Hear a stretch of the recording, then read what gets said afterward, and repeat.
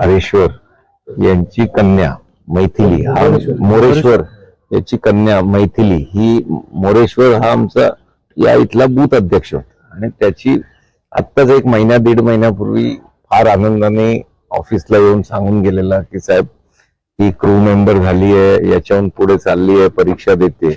एक आनंदाचं वातावरण घरात असताना असा अपघात होतो आणि ती आम्हाला सगळ्यांना सोडून जाते.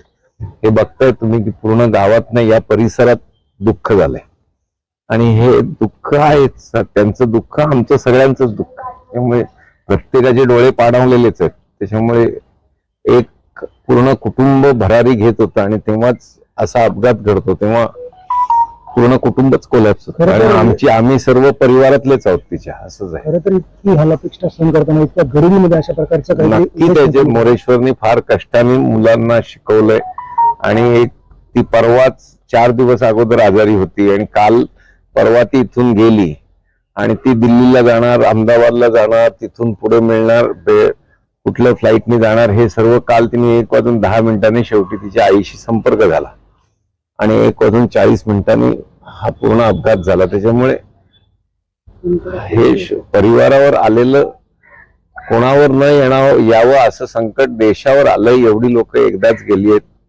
आणि त्याच्यात ही आमची मुलगी गेली, याचं दुःख आम्हाला सगळं नाही. म्हणजे आई, तिचा मामा हे गेलेले आहेत.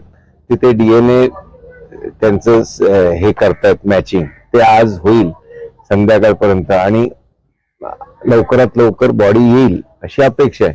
गरज लागल्यास आम्ही त्यांच्याशी संपर्क साधतोय, गरज लागल्यास मी तिकडे जाण्याच्या तयारीत आहे. पण अजूनही भाबडी आशा घेऊन उभी आहेत ती लोक की त्यांना असं वाटतं. खरं तर सगळ्यांना सर्व समजलंय, टीव्हीच्या बातम्या आहेत की आता ते नाहीत, फक्त आता आपल्याला बॉडी आणणं आणि तिचा अंत्यविधी करणं हा विषय राहिलाय. त्याच्यामुळे त्याच बॉडी घेण्याकरता गेलेली आहेत लोक.